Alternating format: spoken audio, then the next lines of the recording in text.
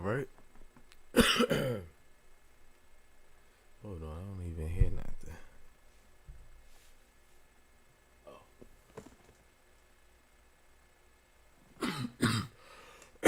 Excuse me. Sorry about that. All right. So, I was about to lay down, started yawning. It's 1:47. It was about 1 o'clock. Took me about 40 minutes to. Anyway, I wanted to talk about something. Yeah, you. I want to talk to you.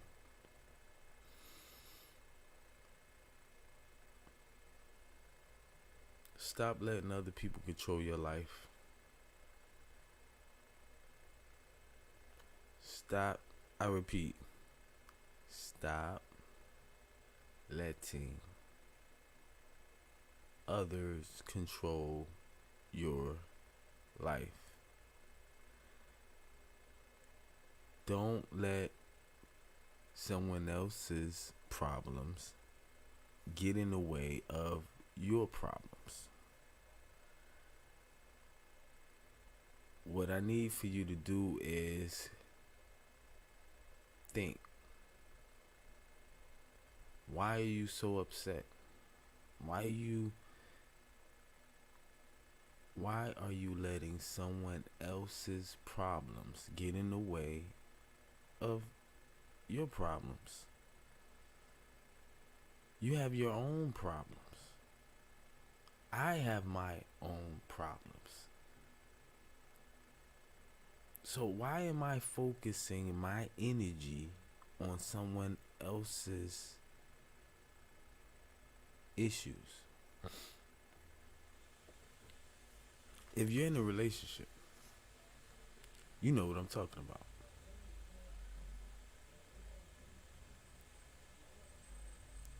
Depending on what type of relationship. I'm specifically talking to those who are experiencing what I call, or what is called, the toxic relationship syndrome. Why did I end it with syndrome? Of course, you heard of a toxic relationship, but syndrome? Yes, it is a sickness. What do I mean? The fact that you're still in a toxic relationship makes it a syndrome. And even after you exit the relationship, you're still affected by it. As if it was, let me repeat, you're still affected by it as if it is a disease that can also be spread amongst others. Okay, I started out with saying don't let other people's problems get in the way of your problems. We all have problems that we need to solve individually. And we tend to point the other finger when really we should be pointing at ourselves and trying to work on ourselves. And I think that in relationships, we expect our partner, our significant other, to assist us in doing something that we already should have taken care of in the first place. It is not my responsibility to solve your problems. Even if I could, I can't solve your problems. Your problems are not external, they're internal, which means only you can do something about your issues. Okay, Now that we got that, now that we know that we have to solve our own problems, why are you arguing with someone? Why are you lecturing someone who's not listening to you? Whenever you're arguing with someone, you are creating a problem. Or whenever you bringing or expressing yourself to someone, you think you're just trying to get through to this person. You think you're just trying to help this person by telling them about themselves or how you think they should view things.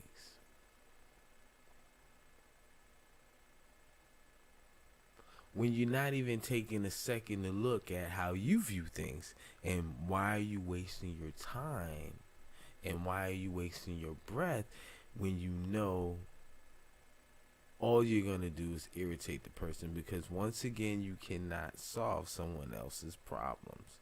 Only they can solve their problems.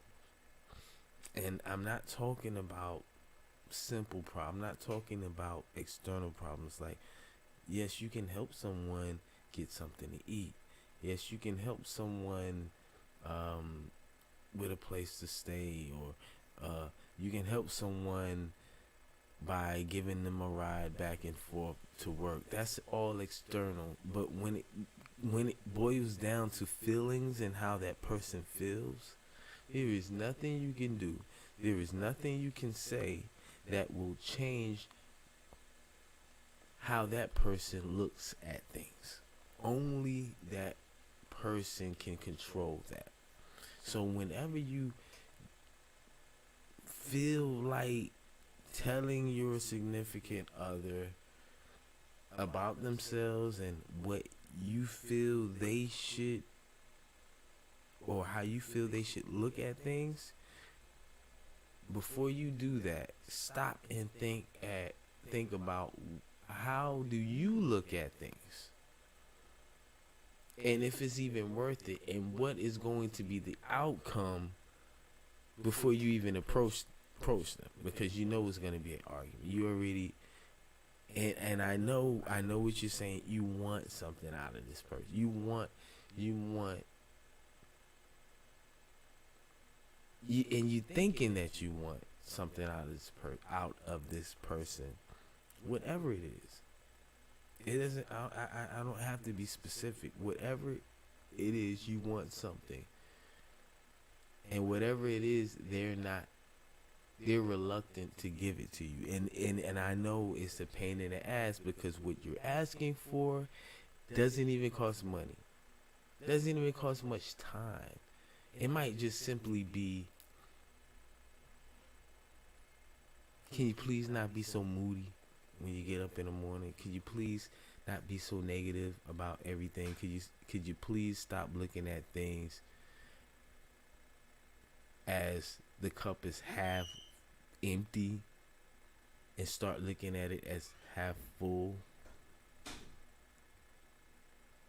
Or unlimited refills. I mean, can you please look at things the way I want to look at things? And I'm telling you, when you're dealing with someone that's toxic, you have to understand that it's contagious.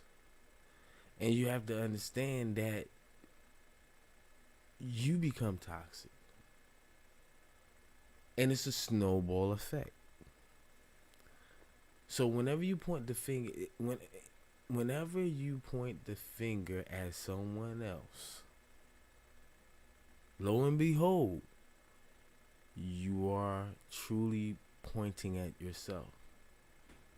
The best thing to do is to look at yourself. Now, I'm not saying don't point the finger at someone, and notice that what they're doing isn't helping you.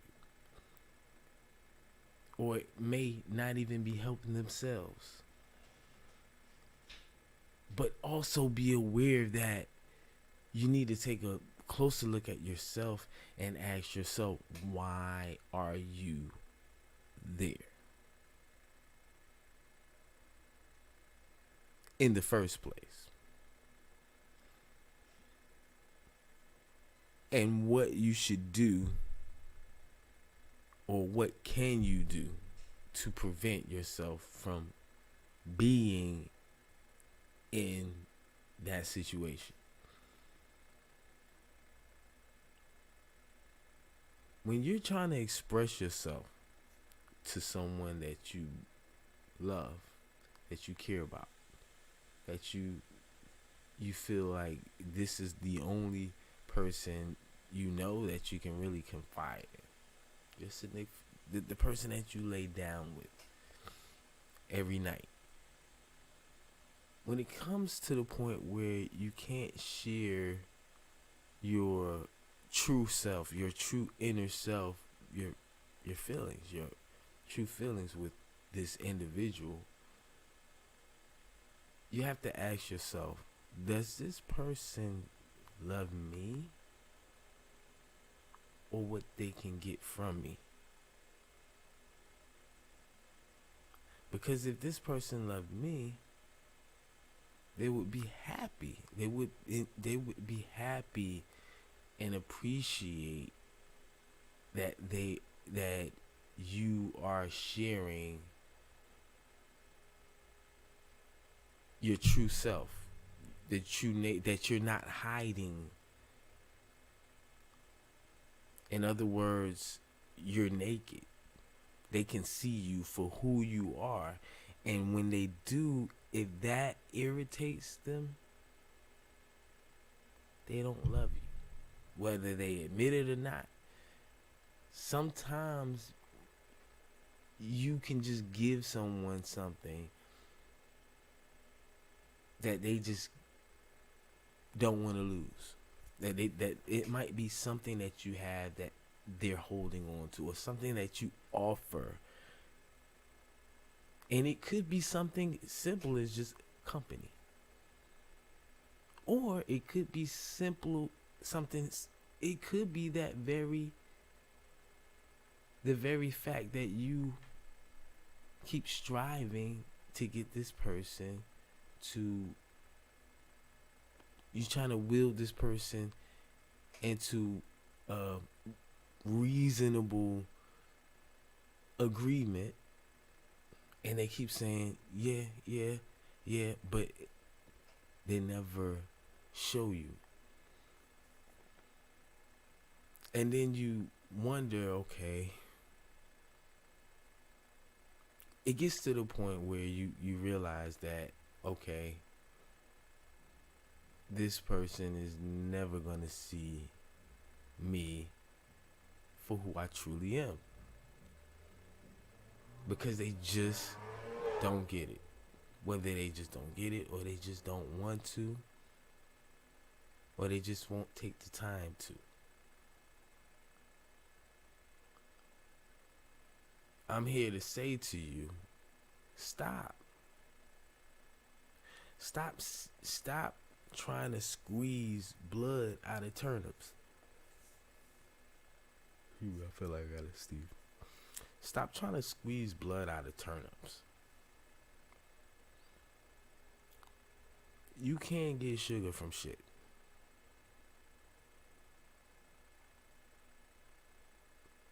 You know, if it's a duck, it's a duck. If it what they say, if it sounds like a duck, if it looks like a duck, if it quacks like a duck, it's a duck.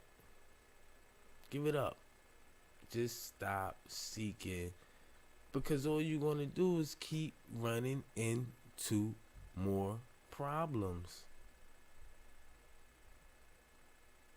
No matter who it is, no matter what it is that you're dealing with, if you're investing your time and you're investing your energy, and all you get back is losses,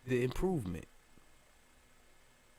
Instead of seeking satisfaction or gratification from someone else, gratify, satisfy yourself. If you don't know how to satisfy yourself, that is more of a reason why you need to spend time learning about yourself, asking questions. Ask questions. Talk to yourself. They wanted us to believe that it's crazy people talk to themselves.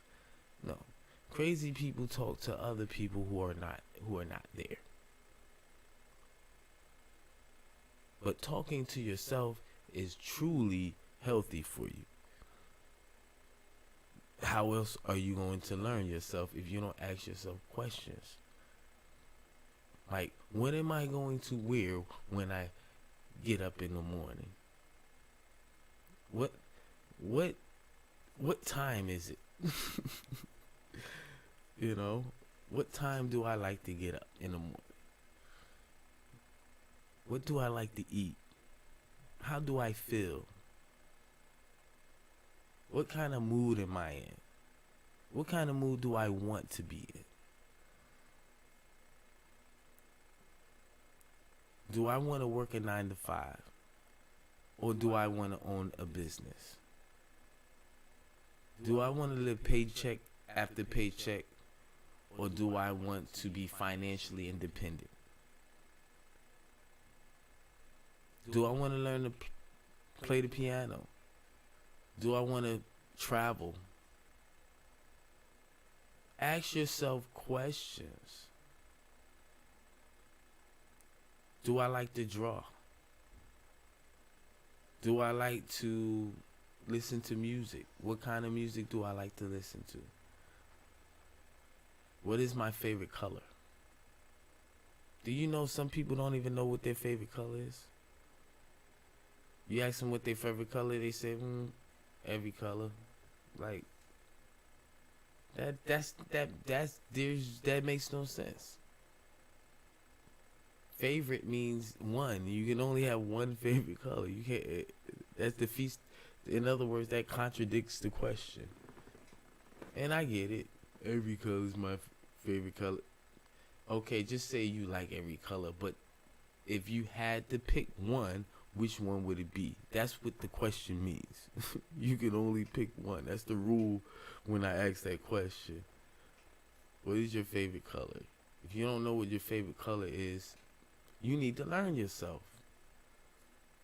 Some people don't even know what their favorite color is. Okay, you don't have a favorite color. Good.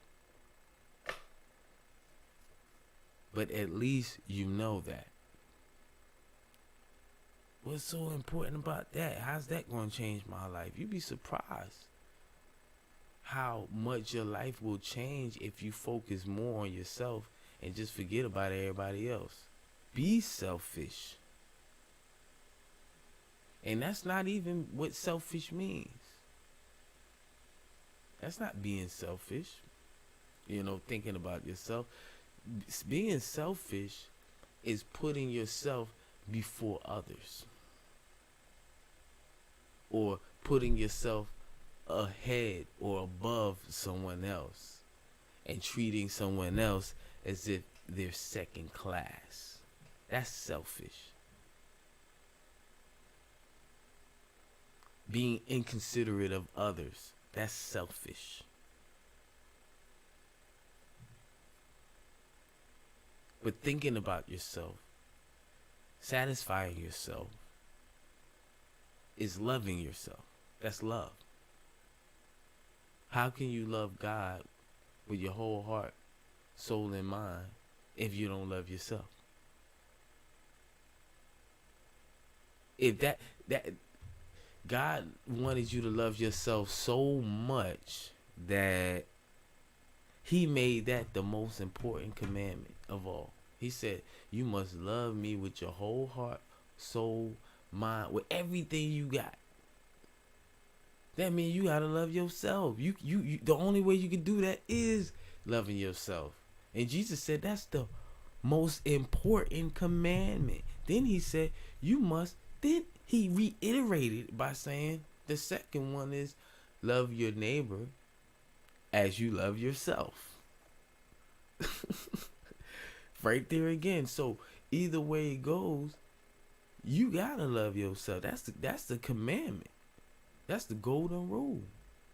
You must love yourself first in order to love your neighbor. How can I love my neighbor as I love myself if I don't even know how to love myself? Do you know there's people around that don't like themselves, don't love themselves, don't look in the mirror and say, gosh, I love myself. I love the way I'm made. I'm different. But in a good way. I don't have to change nothing about me. I'm perfect just the way I am.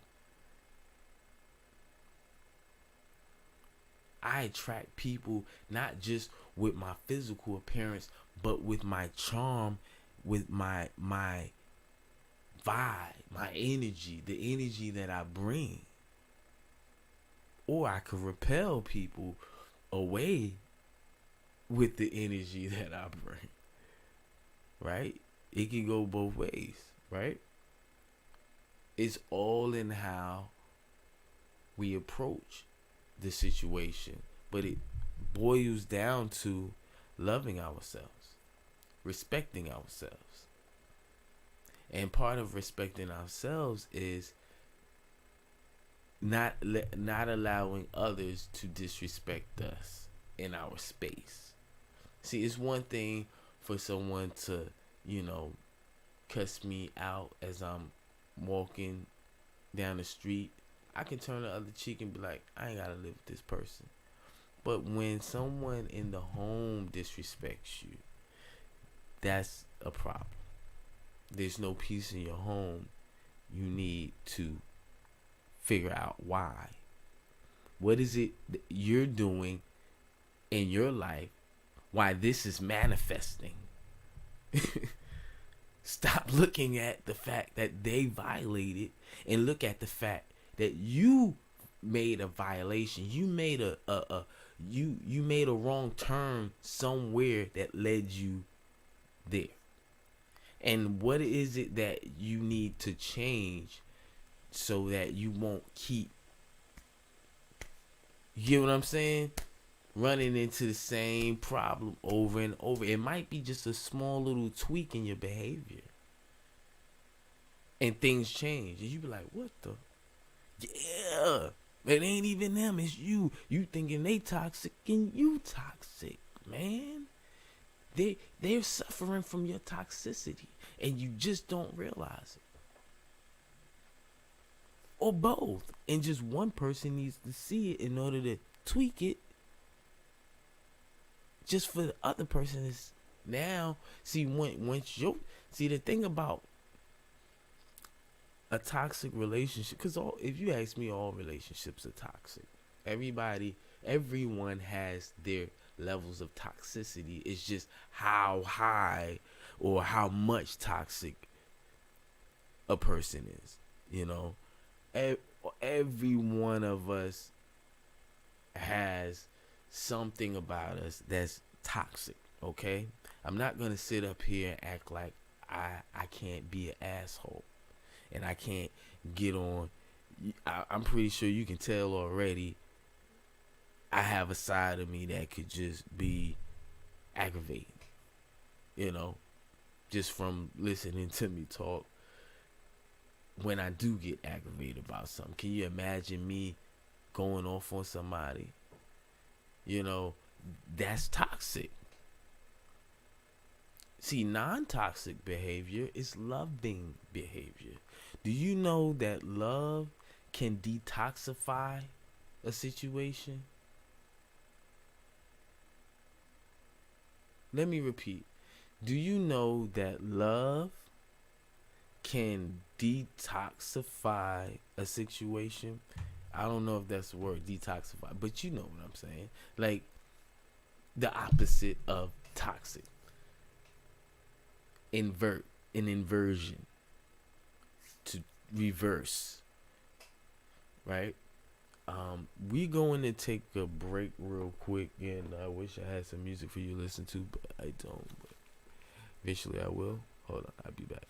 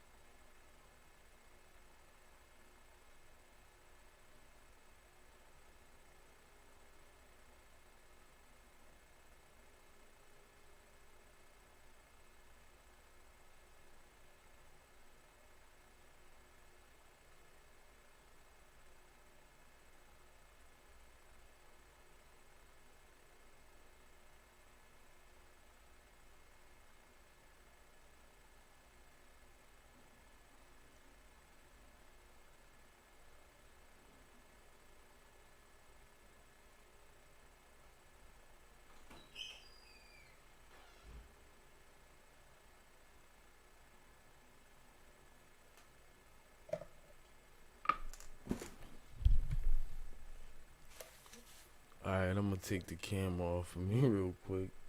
I'm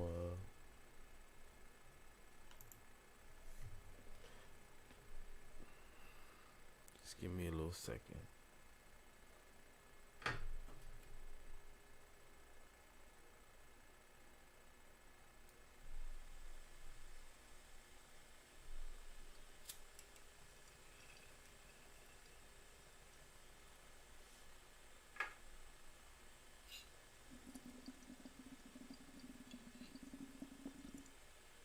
Oh shoot, I forgot the.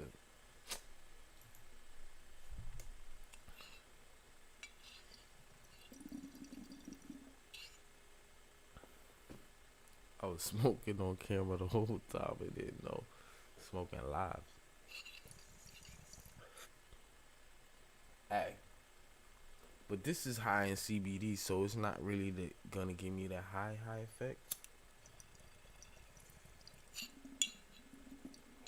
It's more like a calming effect.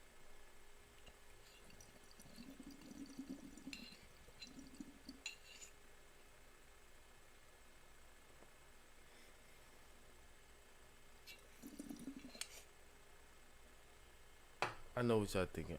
That's why he's so happy because he be smoking weed. Nah, it ain't like that. It's just a habit I had since I was 15. Okay, and I'm still struggling with it. I'm slowly but surely trying to give it up. All right, let's see here where we at. Yeah, so all right, back to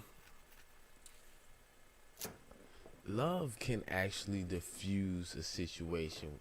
Now, I say love, and we really don't know what it means. But yes, we do. I know what it means. This is how I define love. I'm not gonna look it up and Google it, cause I know what it is, and I'm about to tell you what it is. Love is not a feeling. Okay, that's affection. Affection is a feeling. You feel affectionate for someone. That is a symptom of love. I can say that. But that's not what love is. Love is real. Love actually is. Love is a force.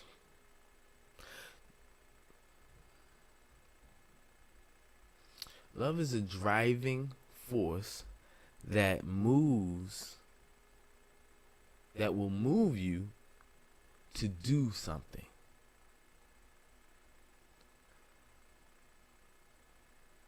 What separates, I would say, what separates love from anything else that, because hatred can move you to do something, right? And that's it.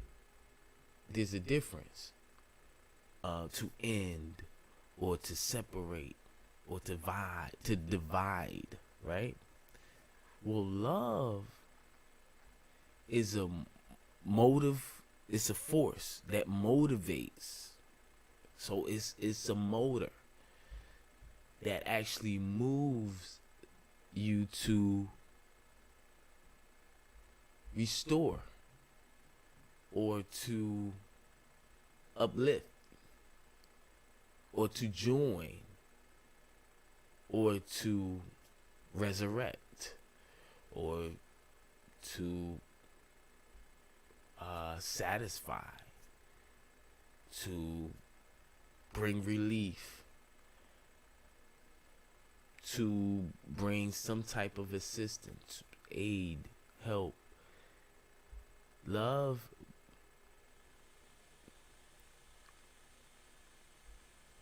when someone is moved by love, they're not thinking of themselves.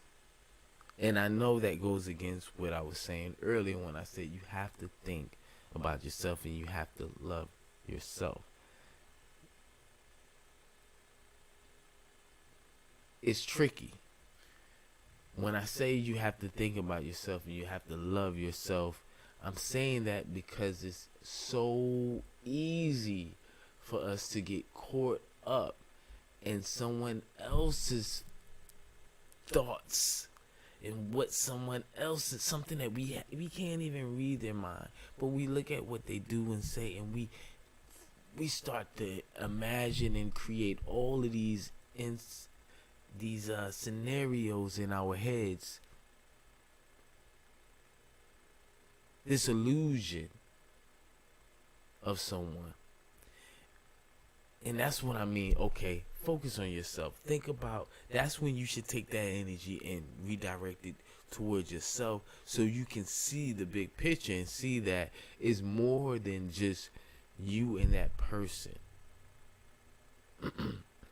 And that if you could see that it's more than that you and that person in the room, and you can see and visualize that love is actually a force that you use, a tool to diffuse, or to restore, or to heal, or to resurrect, or to uplift, or to you see what I mean? So love, when you say I love you, you actually mean I am motivated to do good for you, or I am motivated to assist you, or to heal you, or to restore you, or to uplift you, or to do anything that will assist in growth or prosperity.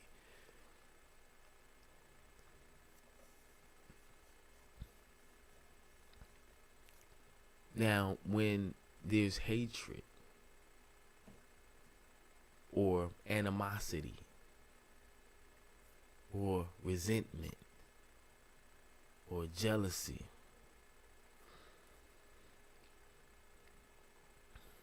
when there's these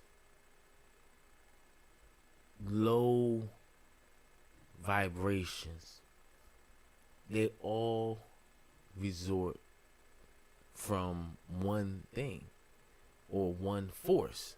Just like you have love as a force, and I said hatred, but really it's not hatred, because hatred is actually a symptom of what this is, what I'm about to say. Hatred is really kind of like you know how people get feelings and love make confused, and just because they feel good about someone, they say, oh, I love you. No, you have a lot of affection for that person, but are you willing to put up with that person's bullshit? Because that's love. Because love can actually motivate someone to see past something that they normally wouldn't indulge in, but because they see, because love is motivating them, they look past it anyway, and they want to see the end result. They want to restore. They see the potential there, and they want to uplift, or they want to resurrect. They see someone broken. They want to help that person, or they see potential in them, and they say, hey, you know, I was broken. I can help this person. That's love. They don't have to. And it's not that they, and I get it. Some would say, you know, you shouldn't do. I'm just using an example, and there is nothing wrong with that picture. There's nothing wrong with that picture. Yes, be careful in real life, you know, because someone broken might break you. That goes back to focus on yourself. But if love motivated you, then there's nothing that's going to get in the way of that. No matter how foolish it may seem. Others, me, I would say, hey, don't mess with her. She crazy. But you might be saying, listen, man, it's something about her though. I know when you say that, I know it's love. In other words, you don't even know what it is. It's something. That's what love does. It is beyond your own understanding. That's when you know God is operating in your relationship. And you need to let him operate and don't get in the way. It's easy to want to quit and give up and say, it's over, I'm done. This person, I just can't do it. I can't get through this person.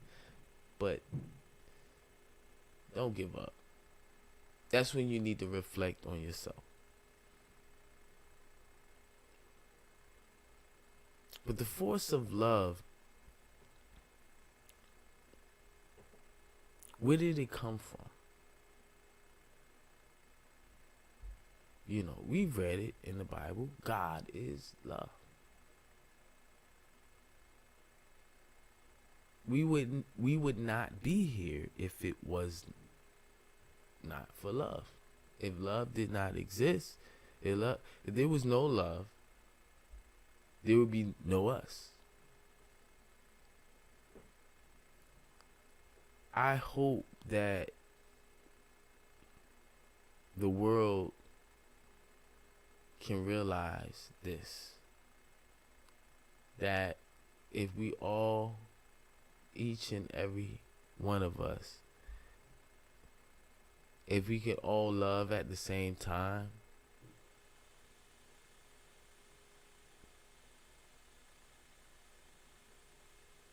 there would be no war.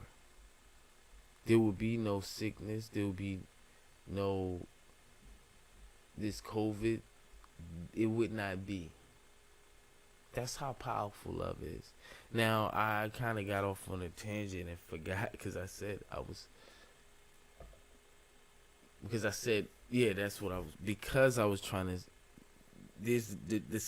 I was trying to draw an analogy, and then I kind of got lost. But basically, it's like this. The same way love is to affection, so is fear to hatred. In other words, affection, feelings of affection, is a symptom of love. Feelings of hatred and jealousy and animosity and all of that are symptoms of fear.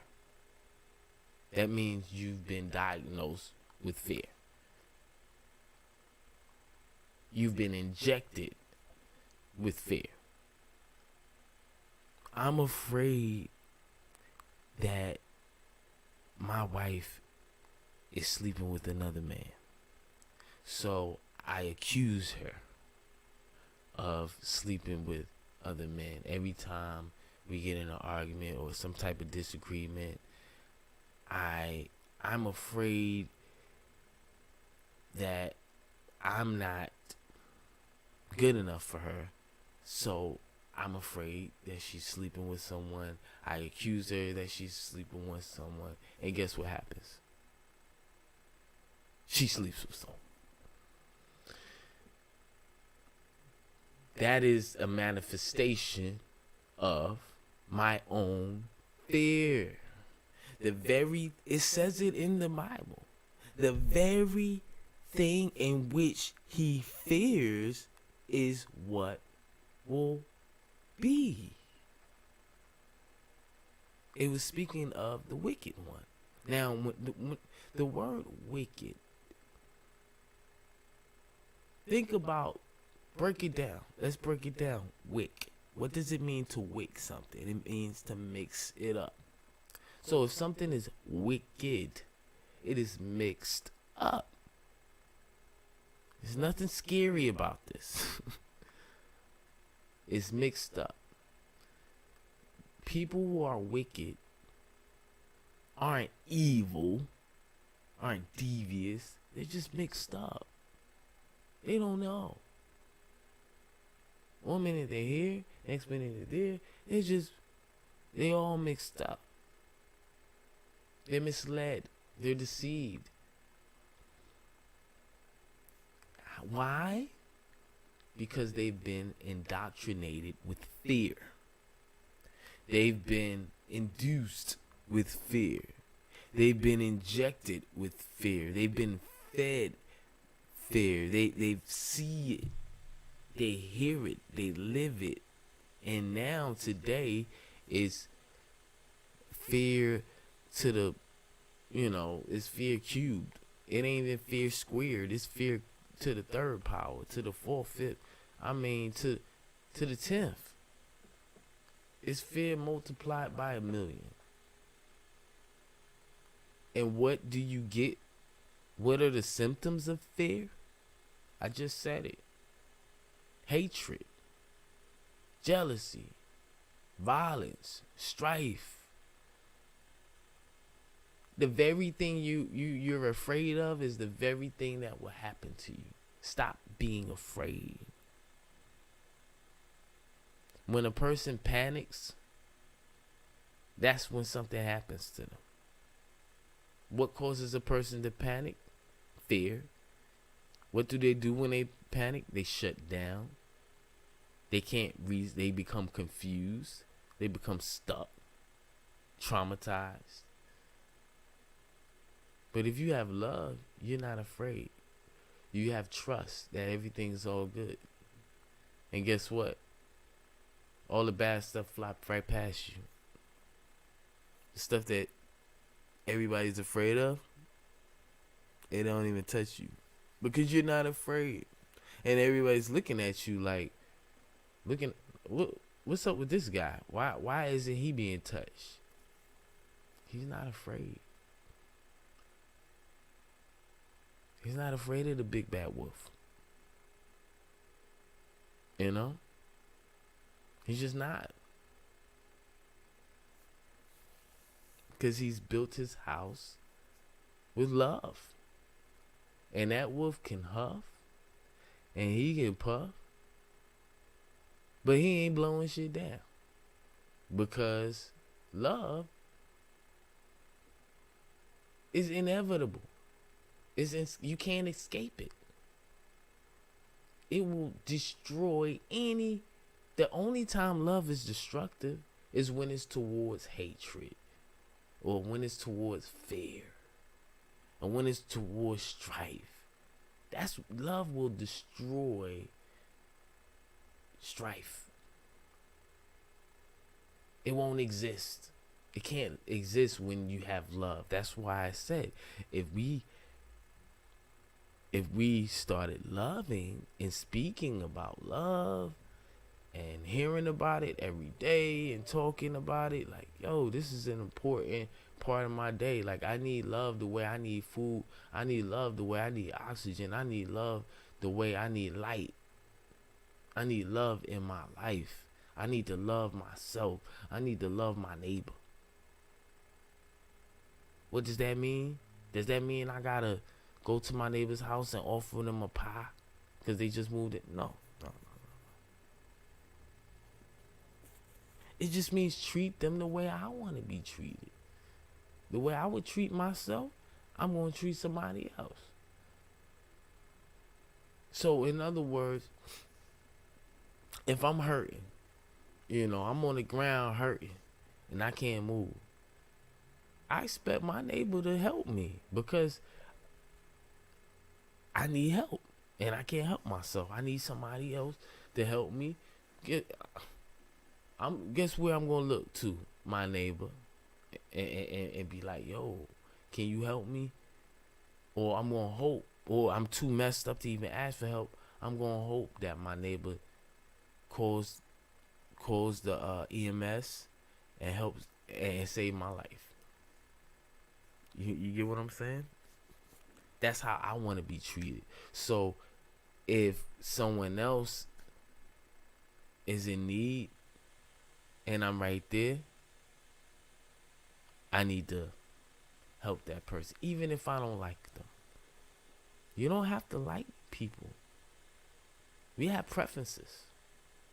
You don't have to like everything. We all have different types of taste buds. We don't eat the same food. But we all have to love one another. That's what we do have to do. It should be a law. It is the law. It's a universal law. As a matter of fact, it is the greatest law. And that's why we have issues in our society today. In the world.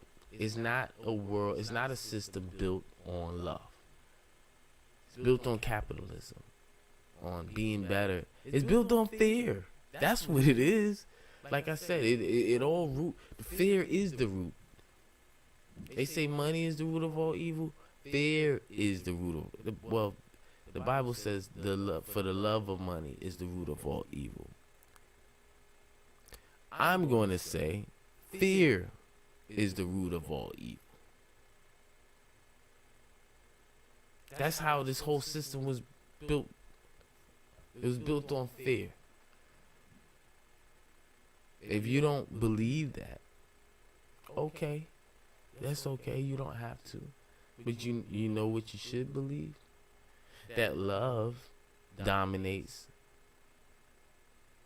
Whether you believe it or not, it's the fact. And I'm going to continue to say that. I'm going to continue to iterate it. I'm going to make this, I'm not going to sit up here and get into politics and things like that. What are my thoughts on, Black Lives Matter? Do you think so-and-so was wrong for saying all lives matter? And come on. Let's stop that. Because whether you know the answer to that question, what good is that going to do you at the end of the day? Is that going to fix anything? Well, it's good that we can have this talk. I don't want to talk about nothing. I just want to love. I'm tired of talking. I want everybody to just love each other. No, matter of fact, just admit that you love your neighbor. If you black, admit it. You love white people. I like white people. Yeah. I love all people. You know what I'm saying? And if you white, just admit it. I love black people. I don't want to hear nothing about no Black Lives Matter. I'm going to just go ahead and say it. I don't want to hear nothing about Black Lives Matter. Because it's bigger than just that. What I want to hear is people saying they love each other on opposite sides. Hell, black people need to say they love black people and stop killing each other. I just seen on the news, they just showed it on the news. I don't even watch the news. Somebody that I was watching the news, and you know, what do I see?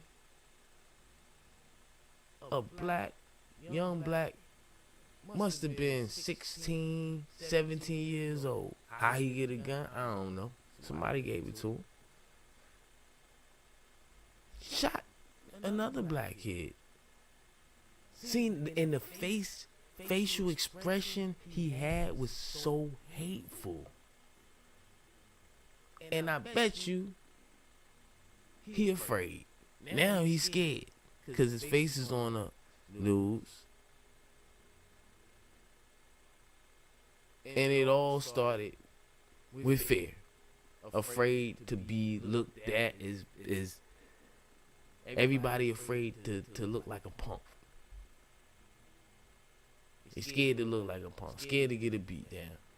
So you gotta get a gun and prove that. But after you done got your rocks off and finally feel how it is to kill somebody, now you gotta live with the consequences. And those are usually the ones who cry. And let me go back to what I was saying about, because I don't want to be like one of those people where, you know, you take what I said about the Black Lives Matter, because I don't want to knock anybody that's supporting that.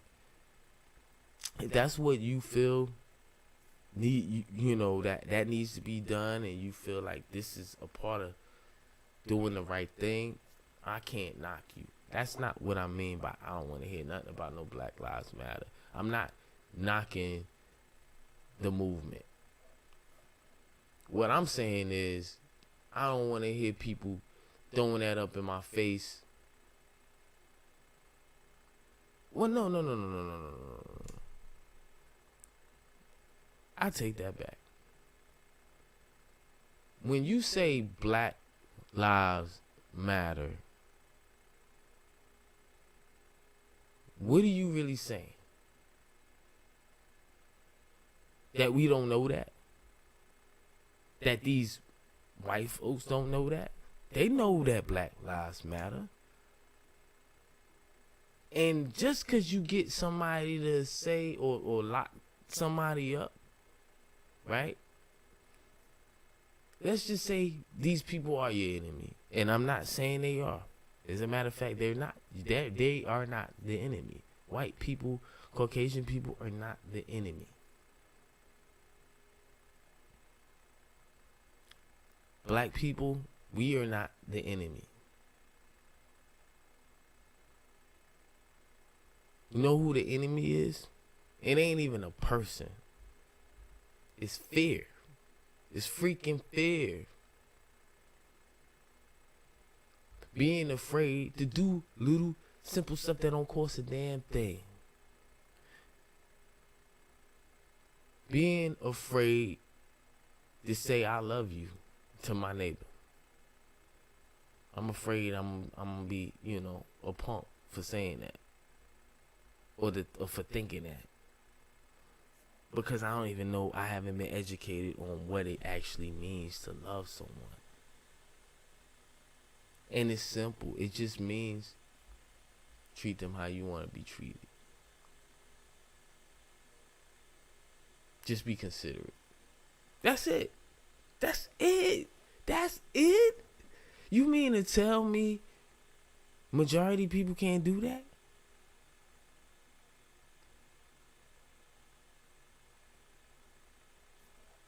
But let's take it a step further. Everybody can do that. But can you do it on a global scale? Can you be like that towards everybody? Why? What's the division? Because the color of this person's skin is different. Listen,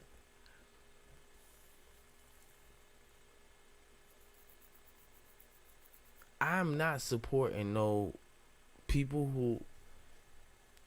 I'm not supporting like Trump supporters and politics. I'm not supporting none of that. I'm not when I say I don't want to hear nothing about no Black Lives Matter. Because it's, to me, that's weak. That's what it is. It's weak. That's weak.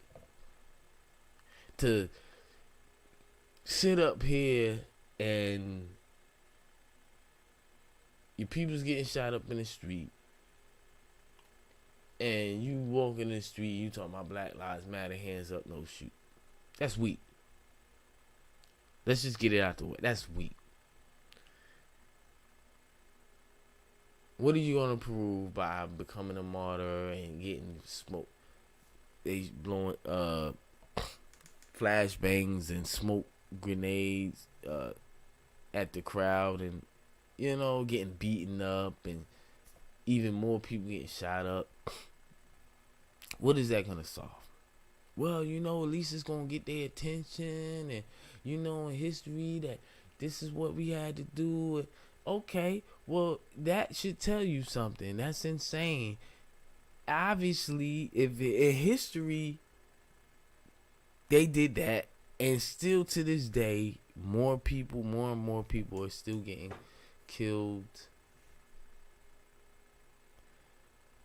And then you don't want to address the issue about your own communities, which makes me so that's so hypocritical. Because how can you, all right, that's like, okay, that's like, I got a big family, me and my wife, and we got like 10 kids, boys and girls, 5 girls, 5 boys. This is hypothetical, ain't true, but let's just say it. And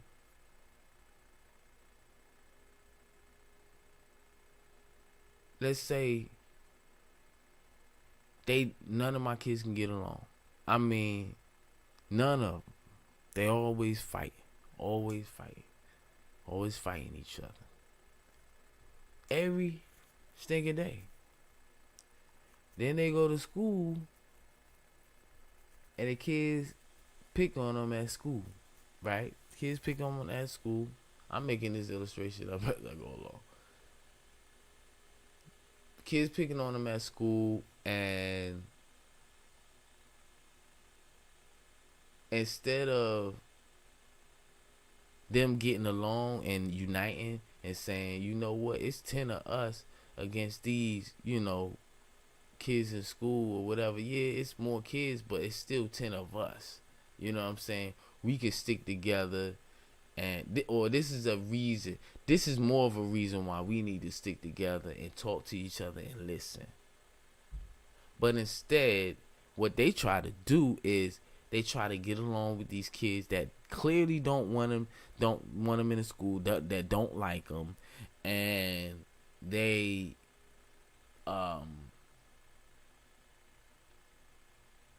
and maybe like maybe 2 go to the kids that don't like them and try to scheme against their own brothers and sisters.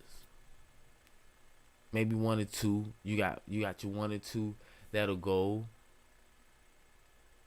and team up with the kids that's outside the family and talk junk and bully and pick on their own brothers and sisters, and don't even want to claim them. You got those, and then you got those that just sit back, don't say nothing, and just take it like it is.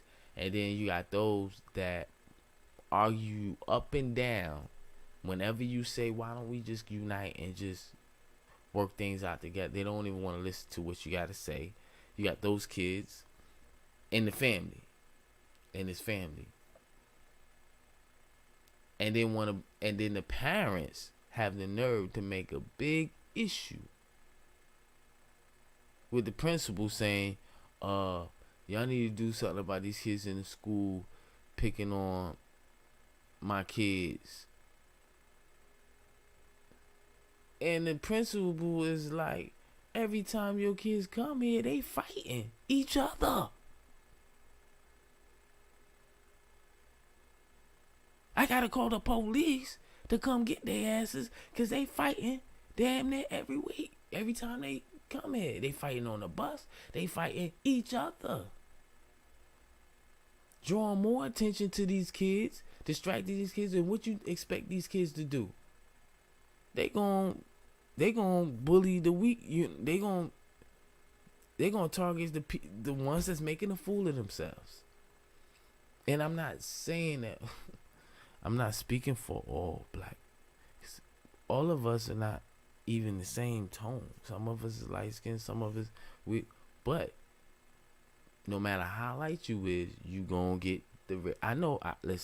I grew up during those times. It ain't like, right now everybody's living in a virtual world. What I mean during those times, I grew up during the times where there was no cell phone. You had a black and white TV. I look young, but I ain't that young. Okay, so and I remember growing up in a family that just wasn't close, period. We were very religious, but we wasn't close. It was like the religion divided us. Seemed like. Because my mother's, all her attention, because you got to think about the role that a mother plays in nature, right? The mother is the nurturer. She's like the provider of love. But what the church does is it gets the mother's attention.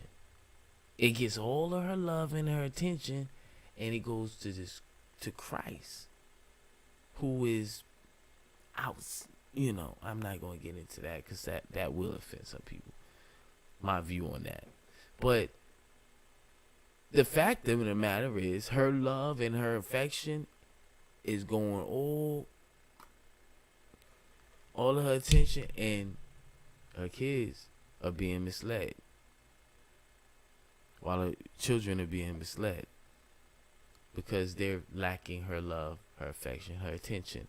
That's what kind of household I grew up in. Ask me how many times me and my mother hugged. Exactly. Less than my hands can count. Ask me how many times she initiated the hug. 0. Ask me how many times she called and say I love you. 0. Yet she's a devoted Christian.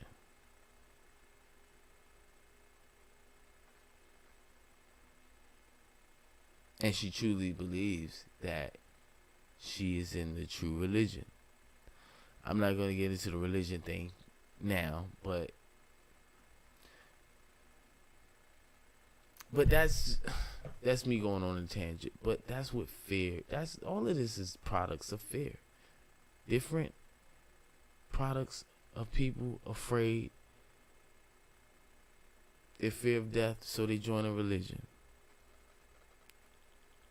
Their fear of not fitting in, so they join a religion. It stems from fear. They think they fear God when really they fear death. Because if you didn't fear death, you would ask God questions. Like, why aren't things being manifested the way they supposed to be from the Christians? If the Christians truly are full of Holy Spirit, they should be doing exactly the same ministry that Jesus Christ was doing during his time. If you read the recordings, that's exactly what Jesus said. He said, you would be doing things, if you believe and you obey my commandments, you would do things even greater than I. What can be greater than resurrecting someone from the dead? What can be greater than healing the sick and the blind? What can be better than all of these things? What can be greater? Who was he talking to? Couldn't have been the Christians of today. So somebody's lying. Yes, I asked God, who's lying? Let me know. I'm still waiting on the answer. That should tell you something. If you don't get no answer, that means you already know. You asking him and he don't answer, what does that mean?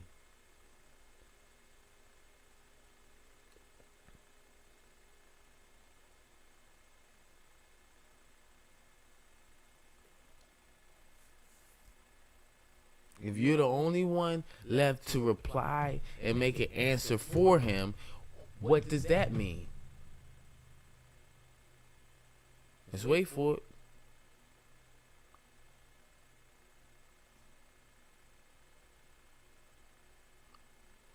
I gotta wait for you to open up a book and show me something.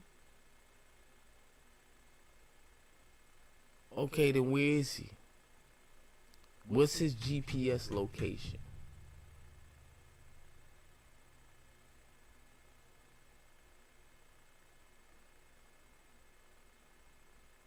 Where are the miracles? Or are they covering them up? The government. And if even if that's not the case, why aren't these Christians concerned about this, eager about this? Because when I read about it, I was eager to see some miracles.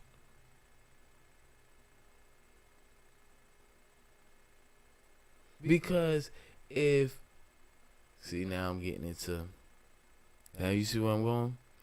I'm going, now, love is a good discussion to talk about, but I'm very passionate about the questions that I have about the Bible, about religion, which is driven off of fear. And that's how I got off on that, because I was talking about love, and then I got on the opposite of love, which is fear, and then religion. And now I am getting drowsy, and it is that time for me to turn in. So I am going to do just that. And yeah.